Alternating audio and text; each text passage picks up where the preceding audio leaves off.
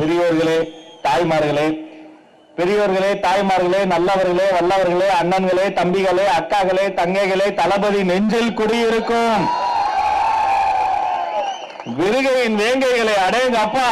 மாநாடு மாதிரி ஒரு கூட்டம். நினைத்து பார்க்கிறேன், கொஞ்ச நாளைக்கு முன்னாடி ஒரு நடிகர் சொன்னாரு, டிரைவர் பையெல்லாம் நீங்க எம்எல்ஏ ஆக்குவீங்களா? கொரோனாவாகவே மாட்டி விட்டோம்.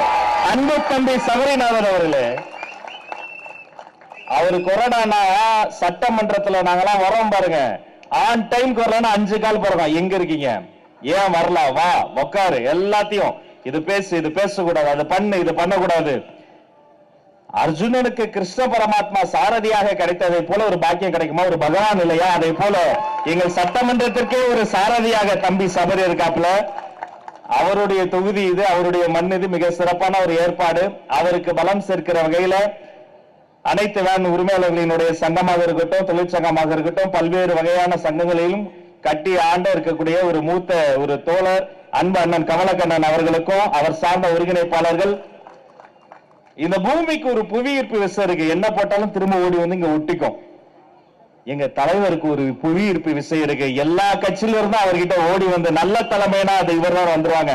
அப்படி சகல கட்சியிலிருந்து வந்த அத்தனை சகோதர சகோதரிகள், நேரத்தின் அருமை கருதி தனித்தனியா பேர் சொல்ல நினைச்சுக்கணும். அத்தனை பேரையும் உங்கள் பாதம் பணிந்து வருக வருகன்னு வரவேற்று, ஏற்கனவே அம்மா சொன்னதை போல இந்த தன்னுடைய வாழ்க்கையில எல்லா பதவியும் தூக்கி போட்டு விட்டு +2 படிக்கும் போது மாநில அளவில் முதல் மதிப்பெண்கள்ல வர்றதே கஷ்டம். அப்படி வந்து டாக்டர் படிச்சு, டாக்டர் படிக்கிறது அதை விட கஷ்டம். அந்த எக்ஸாமையும் கிளியர் பண்ணி, யூபிஎஸ்சி எக்ஸாம் IAS IPS அதை விட கஷ்டம், அதையும் கிளியர் பண்ணி IRS ஆகி, சரி அதோட விட்டு வர அதையெல்லாம் தூக்கி போட்டு, இல்ல நான் சமூக சேவை செய்யணும்னு தமிழக வெற்றி கழகத்தில் தளபதி பின்னால் வந்த மதிப்பிற்குரிய சுகாதாரத்துறை அமைச்சர் அன்பு சகோதரர் அவர்களுக்கு வணக்கத்தை சொல்லி, இன்னைக்கு நாங்களாம் இங்க இருக்கிறோம்னா ஒரு சின்ன மேடையில ஒரு 5 நிமிஷம் பேசுற ஒரு பையனை அடையாளம் கண்டு, என்ன இந்த பையன் நல்லா பேசுறான், இவனுக்கு இன்னொரு வாய்ப்பு கொடுக்க போனோம். 10 மேடையில் 10 நிமிடம் பேச விட்டதோடு தளபதி முன்னால் எடுத்து போய் சென்று, இவர் திறமைசாலி, இவருக்கு வாய்ப்பு கொடுங்கள் என்று சொல்கிற தாயுளம் கொண்ட மாபெரும் மனிதர் மாண்புமிகு அமைச்சர் போட்டுகளுக்குரிய பொதுச் செயலாளர் என் ஆனந்த் அவர்களை இன்னும் சில மணி நேரத்தில் அவருடைய பிறந்த தினம். 100 ஆண்டு காலம் வாழணும்டா, நானி நோய் நொடி இல்லாம வாழணும்டா. தளபதியினுடைய மனசுல இருக்கிற மாதிரி அவர் நினைப்பதையே நடத்தி முடிக்கக்கூடிய சாகசக்காரர். இதே மாதிரி சிரிச்சுக்கிட்டு இருக்கணும். ஆனா என்ன ஒண்ணு, இன்னும் கொஞ்ச நேரத்துல ஆரம்பிக்கும். அடுத்த 36 மணி நேரத்துக்கு ஒரு 30 கேக் வெட்டிக்கிட்டே இருப்பார். அவ்வளவு அன்பு, பாசம், நேசம். அவரையும் வணங்கி, இன்னைக்கு இவ்வளவு பெரிய கூட்டம் நடக்குதுன்னு சொன்னா மாவட்ட கழக செயலாளர் மட்டுமா? அவர் கூட இருக்கிறது யாரு? வட்ட செயலாளர்கள், அணி பிரமுகர்கள், சகல அணியை சார்ந்தவர்கள் அத்தனை பேருக்கும் வாழ்த்துக்களையும் சொல்லி ரொம்ப நேரம் நான் எடுத்துக்க விரும்பல. உள்ள நுழையும் போதே இதே விருகம்பாக்கத்துல எத்தனை தொல்லைகளை நம்ம சந்திச்சிருக்கிறோம். ஓட்டு கேட்டு போகணும்னு ஆசைப்படுவான் என் தம்பி, விடமாட்டாங்க. அவ்வளவு தொல்லை தருவாங்க. ஒரு கொடியை தூக்கிட்டு நம்மளால போக முடிஞ்சதா? நாம பட்ட நான் அறிவேன். ஏன்னா என்னுடைய வீடு இதே விருகம்பாக்கம் கோட்ரஸ்ல தான் இருக்குது. நாங்க பட்ட பாடிகளுக்கு தான் தெரியும். ஆனா இன்னைக்கு பாக்குறேன், அப்படி உள்ள நுழையும் போது இரட்டை போர் யானையோடு பட்டொலி வீசி பறந்து கொண்டு இருக்கிறது வெற்றி கொடி. அது தமிழக வெற்றி கழகத்தின் கொடி. அதை சொல்றதா?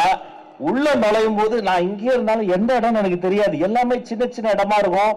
எங்க இடம் பிடிச்சிருக்கேன் உள்ள நுழைஞ்ச உடனே அப்படி அந்த முதல் படத்தில் இருந்து 1992 இருந்து அப்படியே அலங்கார வளைவு முழுக்க உழைப்பு உழைப்பு உழைப்பு, ஒவ்வொரு படத்திலும் உழைத்து முன்னேறிய ஒரு மாமனிதனுக்கு வைத்திருக்கிற இந்த அலங்கார வளைவை சொல்வதா? அலைகடலான திரண்டு வந்திருக்கிற இந்த கூட்டத்தை சொல்வதா? நாம இந்த தோழர்கள் வருவது மட்டுமல்ல, ஒரு வேலை நாள்ல ₹1 கொடுக்காம இத்தனை சிங்க பெண்கள் கூடி வந்திருக்கிறீர்களே, தாய்மார்கள், தங்கங்கள், உங்களை சொல்றதா? மேல எத்தனை நலத்திட்ட உதவிங்க, எத்தனை மோதிரம் போட்டீங்க?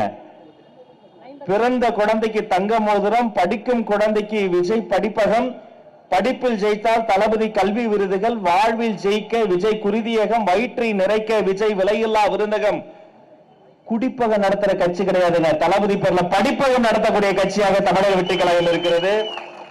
அந்த வரிசையில இங்கேயும் மோதிரம் போட்டிருக்கீங்க. நான்லாம் கொஞ்சம் சீக்கிரமா பிறந்துட்டேன்.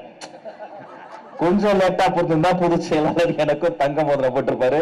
என் சிஸ்டர்ஸ்கள் சொல்லிருக்கேன், ராசியான கையால மோதிரம் வாங்கியிருக்கீங்கம்மா. நல்லா இருக்குமா அந்த குழந்தை, நல்லா இருக்கும். ஏன்னா மொத்த வாழ்க்கையும் பொது தொண்டுக்காக அர்ப்பணித்து விட்டோம். நான் பல முறை கேட்டிருக்கிறேன், அண்ணனை பார்க்கும்போது ஓயாம ஓடுவாரு, உழைப்பாரு, வேற சிந்தி உழைக்கிறத பார்த்திருக்கிறோம். கோயம்புத்தூர்ல அந்த பாகம் ஒரு மாநாடப்ப அப்படி எகிரி குதிக்கும் போது ஒரு இரும்பு கம்பி குத்தி ரத்தம் கொட்டுது. அவர் ஒயிட் அண்ட் ஒயிட்ல வேற இருப்பாரு. அந்த வெள்ளை பேண்ட்ல அப்படியே ரத்தம் கொட்டுது. வாங்கின ஹாஸ்பிட்டல் போலான்றோம். தளபதி எப்ப வேணா விமான நிலையம் வந்துருவாரு. அங்க வேற கூட்டம் அதிகமாயிருச்சுன்றாங்க. அடுத்து 11 மணி நேரம் வெறும் கர்ச்சிப்பை கட்டி கொண்டு ஓடி ஓடி உழைத்து தளபதியை நல்லபடியாக சென்னைக்கு அனுப்பிவிட்டுதான் மருத்துவமனைக்கு வந்தார் அந்த மனிதர். பொது தொண்டு நீங்க பார்த்திருப்பீங்க. பனையூர்ல எத்தனை வாட்டி கடுமையான கூட்டம் வந்துடும். 500 பேரும் வாங்க, அங்க போய் பார்த்தா 15,000 பேர் வந்துருவாங்க. அப்பெல்லாம் பல முறை எதிர்கட்சியா இருக்கும்போது நாங்கெல்லாம் போன் பண்ணி கெஞ்சோம், சார் கொஞ்சம் வந்து உதவி பண்ணுங்க சார், கொஞ்சம் ஹெல்ப் பண்ணுங்க சார். இதோ உடனே வருவாங்க அப்படின்னு எதிர்பார்ப்போம், வரமாட்டாங்க. அதுக்கு மேல இருக்கிறவங்க கொடுத்த அழுத்தம். ஆனா அதே பனையூர்ல எத்தனை பேர் வந்தாலும் எல்லாரையும் இலை விரிச்சு, வாழை இலை விரிச்சு அவங்கள சாப்பிட வச்சு, எல்லாரும் சாப்பிட்டு முடித்த பிறகு அந்த பேப்பர்லாம் ரோல் பண்ணி எடுத்துட்டு எல்லாரும் வீட்டுக்கு அனுப்பி விட்ட பிறகுதான் தன்னுடைய உணவில் கை வைக்கக்கூடிய மனிதர் எங்களுடைய பொதுச் செயலாளர்.